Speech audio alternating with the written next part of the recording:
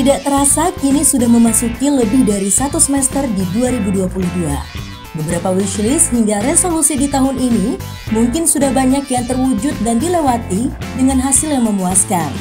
Namun, tentu tidak semua orang sudah berhasil mencapainya dalam waktu yang telah ditentukan. Tapi, kamu gak usah khawatir workers. Kalau wishlistmu masih belum bisa diwujudkan di semester 2022 ini, masih ada satu semester lagi untuk bisa mencapainya di 2022. Nah, simak tips mencapai resolusi di 2022 berikut ini ya.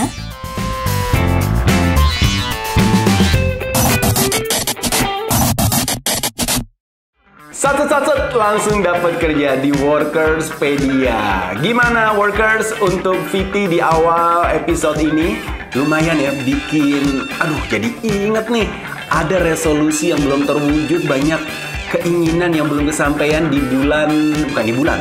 tapi di tahun 2022. Karena mengingat ini sudah memasuki bulan Juli, sudah pertengahan tahun, masih ada ya 6 atau 5 bulan lagi untuk bisa mewujudkan yang belum terwujud resolusi di tahun 2022. Apakah pengen liburan, pengen punya investasi properti atau tanah mungkin, atau juga ingin mengembangkan usaha, atau ingin membangun karir lebih baik lagi. Itu semua kan resolusi ya. Semua orang beda-beda, standarnya beda-beda. Nah, sekarang ini gue punya tips untuk bisa membuat lo bisa meraih lagi resolusi di tahun 2022 walaupun sudah berada di bulan Juli. Udah siap? Oke, kita masuk ke yang pertama, tips untuk mencapai resolusi di tahun 2022. Oke workers, yang pertama yaitu mereview plan dan capaian dari awal hingga tengah tahun sampai bulan ini nih.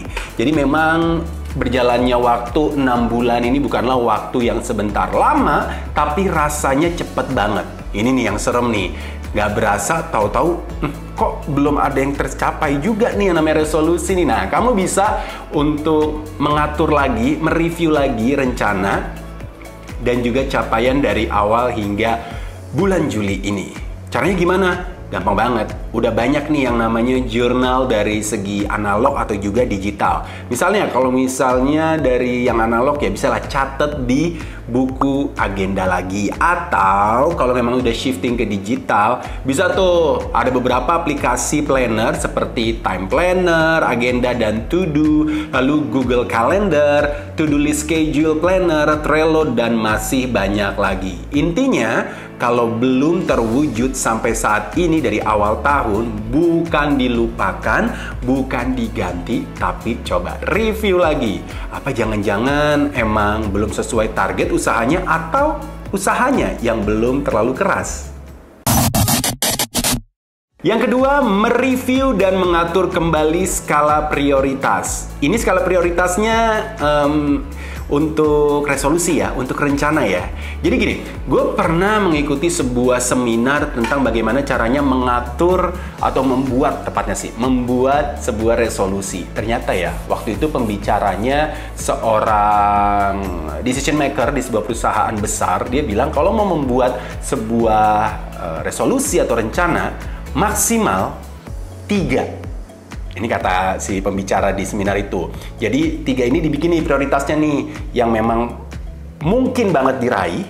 Yang kedua, pengen banget terwujud. Yang ketiga, yang nggak mungkin terwujud, tapi kalau bisa terwujud, wah ini rasanya happy banget. Jadi prioritasnya nih, kalau simpelnya adalah yang mudah, agak sulit banget. Nah, diatur lagi skala prioritasnya. Dan gue juga percaya sih yang namanya kita kan manusia kan tergerak untuk bekerja karena memiliki mimpi ya. Karena kalau katanya Niji adalah mimpi adalah kunci gitu kan. Nah, mimpi gue percaya banget yang namanya mimpi setiap orang pasti berkembang. Seperti misalnya gue punya mimpi ingin lulus kuliah, ingin kerja di sebuah media yang besar. Media doang nih, tapi tiba-tiba berkembang menjadi medianya pengen yang punya tuh bukan lokal tapi internasional. Udah masuk ke perusahaan media internasional, berkembang lagi. Pengen kali ya, bisa kali ya nanti kerjanya di luar Indonesia. Nah seperti itu. Jadi memang prioritas ini penting, bikinlah prioritas dari yang terendah sampai yang tertinggi supaya dalam bahasa anak gaulnya adalah nggak gila ya, nggak stres ya. Jadi sebisa mungkin tetap realistis dan juga tetap optimis. Yang selanjutnya, setelah kita menyusun lagi prioritas sebuah resolusi, sekarang saatnya untuk peduli dengan diri sendiri.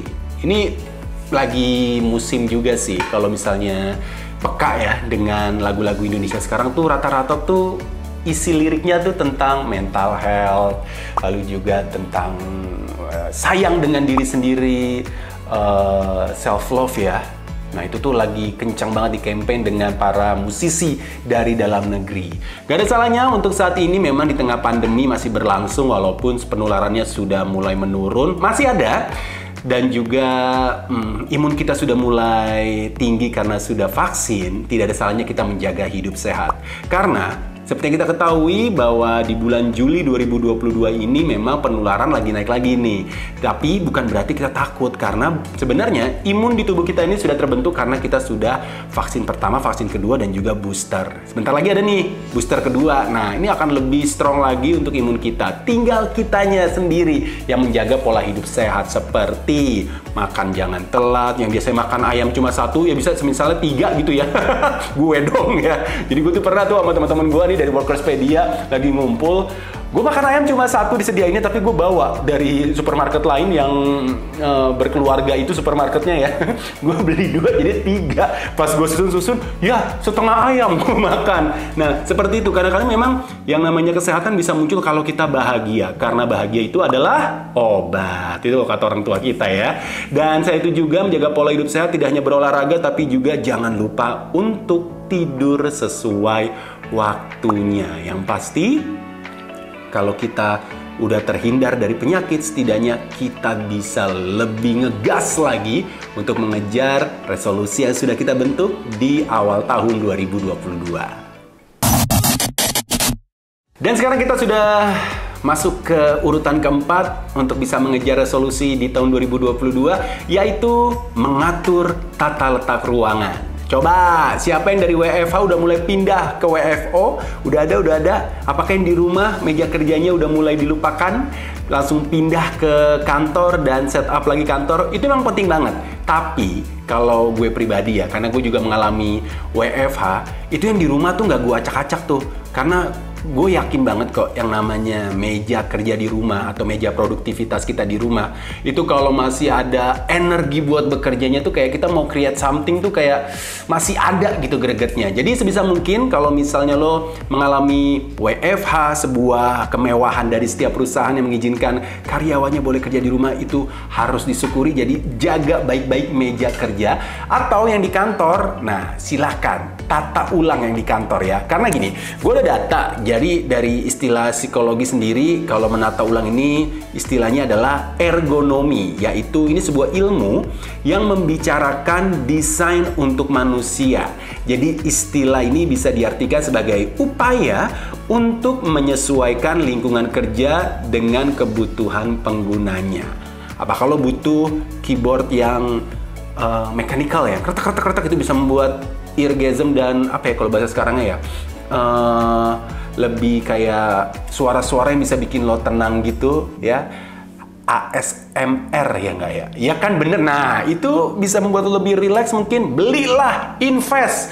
Atau lo butuh yang namanya lighting untuk bisa membuat meja lo lebih glowing lagi ketika lo lagi bekerja. Atau juga mungkin lo membutuhkan rak-rak kecil yang bisa membuat barang-barang yang sulit lo cari bisa lo dapetin langsung di hadapan lo, itu juga bisa. Yang pasti jangan lupa untuk mengatur lagi tata letak ruangan kerja lo dan juga meja kerja lo supaya semangat lo untuk mengejar resolusi di 2022 makin bisa lebih dekat lagi tercapai.